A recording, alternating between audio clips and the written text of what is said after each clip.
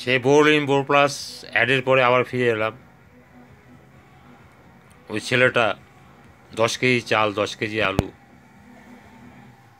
5 KG মুগ ডাল এই সমস্ত চেয়েছে। বলছে এত কি হবে? শোনেন, বক্তব্যটা মুডের উপর, মুড ছাড়া হয় না এগুলো। মুড মুড পেলে বলা যায় না। আমার সামনে আছে দর্শক, না আপনারা তাকাচ্ছেন কোন দিকে, আকাশের দিকে তাকাচ্ছেন, না ভাত ভাত খাচ্ছেন, ভাত খাতে খাতে শুনছেন। আমি কিছুই বুঝতে পারছি না, অথচ আমাকে মুড নিয়ে বলতে হচ্ছে, আপনাদেরকে পরিকল্পনা করে বলতে হচ্ছে। কেউ কেটে দিচ্ছে, ধর একই ওই এই লোকটা তো ওই বয়স্ক মতো, হর স্যার। কত অবহেলা, কত কিছু। তার মধ্যেও চেষ্টা করছি যাতে অন্তত অন্তত কিছু একটু শিখতে পারি, যাতে একটু আনন্দ পান। মানুষ আনন্দ চায়, আর কিছু না। একবেলা না খেয়েও থাকতে পারে, কিন্তু আনন্দ কোথাও খুঁজে পাওয়া যায় না।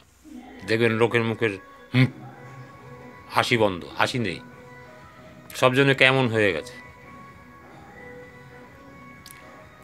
মহারাজ দিল তাকে 10 কেজি চাল, আলু 10 কেজি, ডাল সব দিল। এবার রান্না করে উনি ওখানটা গিয়ে রান্না করছে।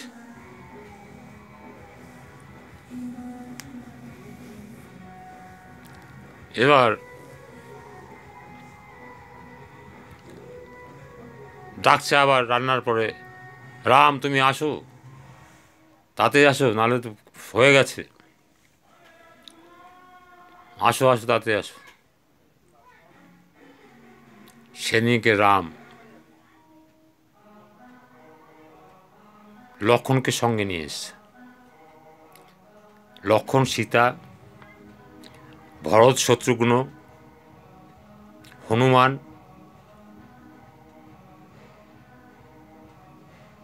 সব নিয়ে এসছে।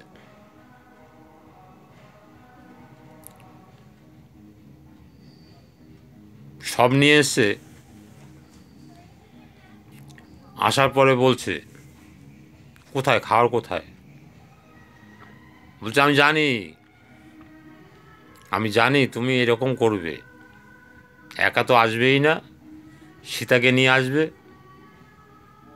সঙ্গে আরও কাউকে আনতে পারো।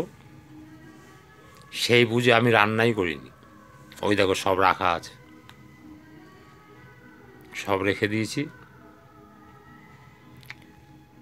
রোজ দিন আমি রান্না করবো আর তোমরা খাবে। আবার সঙ্গে আজকে লক্ষ্মণ, ভরত, শত্রুঘ্ন সব নিয়ে এসছো, আর সঙ্গে হনুমান। বাবা, আমি রান্না করে খাওয়াবো না? রান্না করো, আমি খাবো। রাম মনে মনে হাসছে। সীতা মাতাকে বলছে, তাহলে আরম্ভ করে দাও, আর কি, উপায় তো নেই, আজকের তুমি ভোগ রান্না করো। সীতা মাতা ভোগ রান্না করতে শুরু করেছে। ভরত, লক্ষ্মণ, শত্রুঘ্ন, হনুমান সব বসে আছে। মহারাজ ভাবছে, হারামজাদাকে এতগুলো জিনিস দিলাম, বেটা কি বিক্রি করে দেয় নাকি? অত খাওয়ারও খাবে কি? 10 কেজি চাল, 5 কেজি ডাল, 10 কেজি আলু, এত সমস্ত মনে হয় বিক্রিই করে। যা খায় খায়, বাদ বাকি বিক্রি করে মনে হয়। দেখি তো আজকের। মহারাজ ফলো করতে করতে এসছে।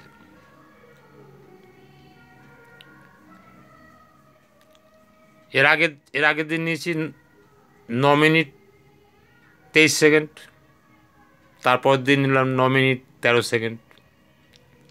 আজকের এখন আবার চলছে। এখন কি রেস্ট দেবো? ওই বোরলিন বোর প্লাস আনবো, না বলবো? ধৈর্যের ধৈর্যের বাঁধ ভেঙে যাচ্ছে না তো? শুনতে খারাপ লাগছে না তো? মহারাজ এসছেন, এসে দেখছেন ও বেটা গাছতলায় বসে আছে।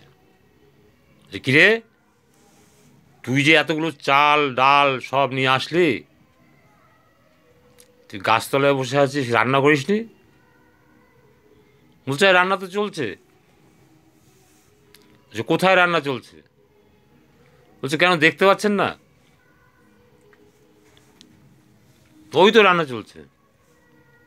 বলছে কে রান্না করছে? তুই রান্না করার জন্য, নাহলে কে রান্না করছে? দেখতে পাচ্ছেন না? রাম দাঁড়িয়ে আছে, সীতা রান্না করছে,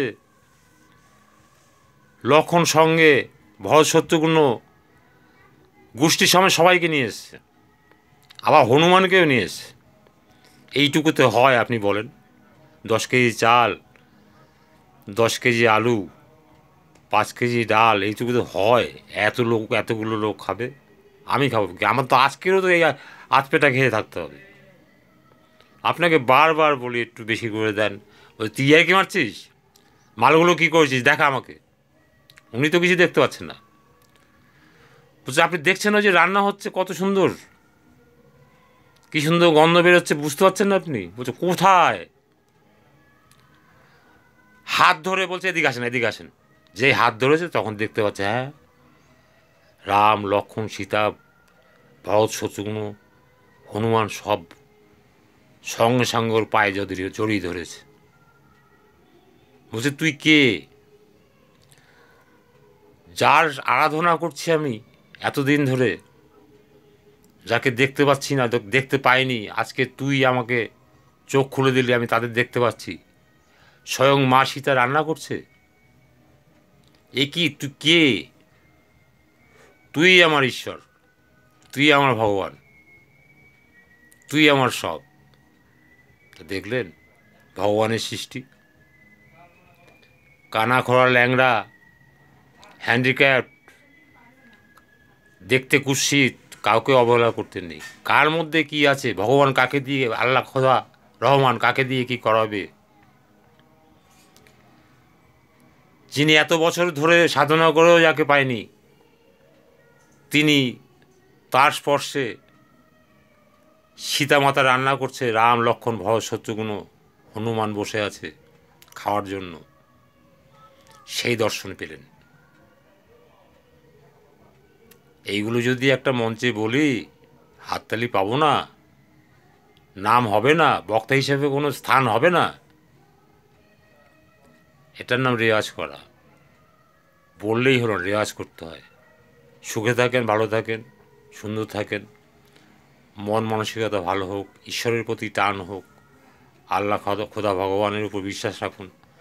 অন্ধ, কানা, খোড়া, আতুর, ল্যাংড়া, হ্যান্ডিক্যাপ সবাইকে ভালোবাসতে শিখুন। দান করুন, ধ্যান করুন, তবে দেখবেন ভালো থাকবেন, ভালো হবেন। অন্যকে বড় করুন, নিজে বড় হবেন। ঠাকুর অনুকূলচন্দ্র বলছেন, অন্যে বড় করবি যত, ততই বড় হবি তুই। তা আপনি সবাইকে ভালোবাসুন, কাউকে অবহেলা করেন না। কার মধ্যে কী আছে, কার কোন কথা আপনার কাজে লাগবে আপনি জানেন না, তাই সব খুঁজে দেখুন। যেখানে দেখিবেন ছাই, খুঁজিয়া দেখিবেন তাই, পাইলেও পাইতে পারেন অমূল্য রতন। Thank you, good night.